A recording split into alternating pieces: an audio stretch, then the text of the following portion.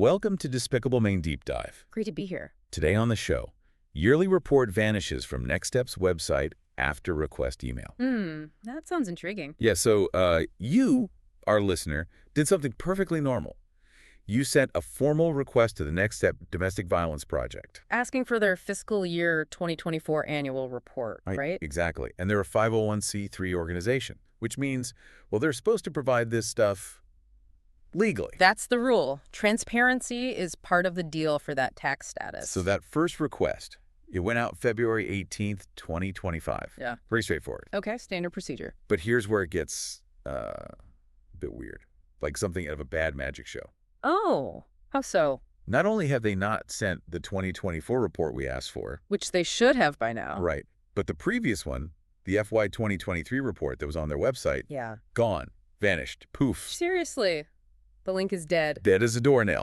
Takes you straight to an error page now. It's like, I don't know, asking a magician how a trick works and they make the whole stage disappear. Wow. Okay, that's not subtle. Deleting the previous report right after a request for the new one. Exactly. So our mission today, for you listening, is basically twofold.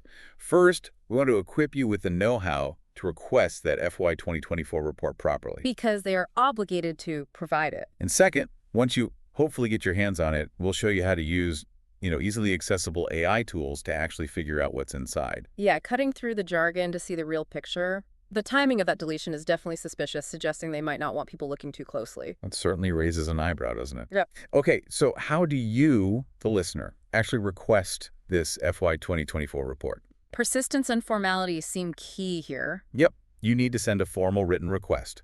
Think back to that example email from Despicable Maine on February 18th. That's the starting point. A clear, documented request. And if silence is the answer, you follow up. Mhm. Politely, but firmly. Like the second email that went out on April 22nd. Right, that follow-up is important. It shows you're serious and keeps a record. Think of it like polite persistence. Like a toddler who just keeps asking for a cookie, but crucially, with legal backing. A toddler with the law on their side. Got it.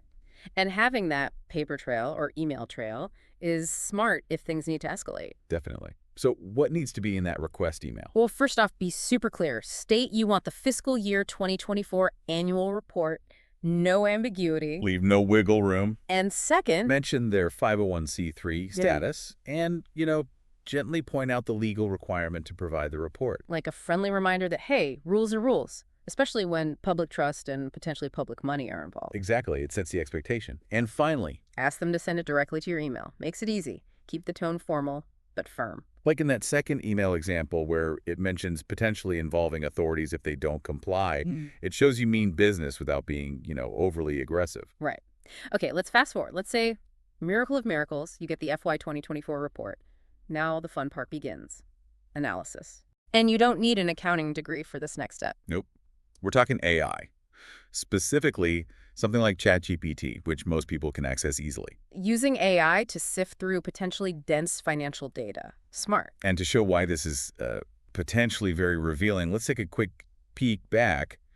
Their 2015-2016 report gives us some, let's say, interesting historical context. Yeah, looking at past reports can definitely highlight patterns or raise baseline questions for the new report. Okay, so back then, 2015-2016, total revenue, over $1 million, $11,137,967. That's a decent amount for a nonprofit. Where did it come from? Get this, $981,000 of it came from government grants. Wow, okay. So heavily reliant on taxpayer money. Seems like it. Total expenses were just under that, around $1.12 million. Oh. And here's the kicker. Yeah. Salaries and benefits, over $800,000. $800,000 out of $1.12 million in expenses. That's a lot, over 70%. It's a huge slice. Now, contrast that with the amount spent directly on client services helping the actual victims. Okay, what was that number? A mere $17,030. Wait, 17,000, not 100,000? Thousand. THOUSAND. $17,030. That's tiny. What percentage of total expenses is that? About 1.5%. 1.5% on direct client help, compared to over 70% on salaries and benefits. Makes you think, right? And here's another comparison for you. Office and program supplies cost almost the same as direct client help, $16,896. Also around 1.5%. So supplies cost as much as actually helping people directly. Pretty much. It's like A fancy restaurant spending more on the chef's hat than on the actual food ingredients. That analogy works. It really raises serious questions about priorities, doesn't it? Especially for an organization meant to provide direct support. Absolutely. It suggests maybe a focus on administrative overhead rather than the mission itself. That historical data definitely sets the stage for analyzing the FY 2024 report. Right. So let's get practical. You have the FY 2024 report. You open up ChatGPT. What do you ask it? Okay, let's give the listeners some concrete prompts. First, let's see if that salary versus client services pattern holds. Ask ChatGPT this. Compare the total amount spent on salaries and benefits to the total amount spent on direct client services in the FY 2024 annual report. What percentage of total expenses does each represent? Perfect. That gives you a direct quantitative comparison right away. It answers that core question. Where's the money really going? Next up, funding sources. Try this. Identify the different sources of revenue for FY 2024. What percentage of the total revenue comes from government grants? Good one. That tells you how much taxpayer money is involved now compared to back then. Highlights accountability. Then let's probe into transparency about what they actually do. Ask, identify any mention of specific services provided to victims and the metrics used to measure their impact. Yeah, that's crucial. The 2015-16 report mentioned helping over 900 people, some with court advocacy, but it was kind of vague, right? Super vague. No real detail on the quality or depth of help or how they measured success. So push ChatGPT to find specifics in the new report. Are they just counting heads or tracking real outcomes? Exactly. We need to know how they're helping, not just how many. And one more, kind of broader prompt. Try asking, based on the financial breakdown, what questions arise about Next Step's operational priorities and their effectiveness in providing direct support to domestic violence victims? Ooh, I like that. It encourages the AI to synthesize the information and basically prompt you with critical thinking points. It might spot connections you missed. The beauty of this is speed and clarity.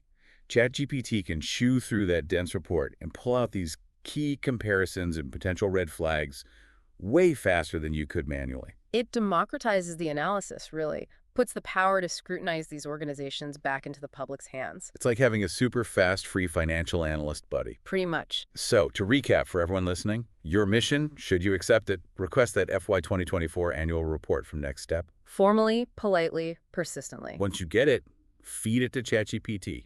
Use those prompts we discussed or make up your own. Dig into the numbers. Compare salaries to services, check the funding, look for real metrics. And then share what you find. Let's get some collective eyes on this. Let's see what's actually going on. Yeah, fostering that community investigation is powerful. Sharing insights helps everyone understand. Okay, that wraps up this deep dive. Thanks for tuning in to the Despicable Maine Deep Dive. Stay curious, stay informed. And remember, living in Maine is theft of your life.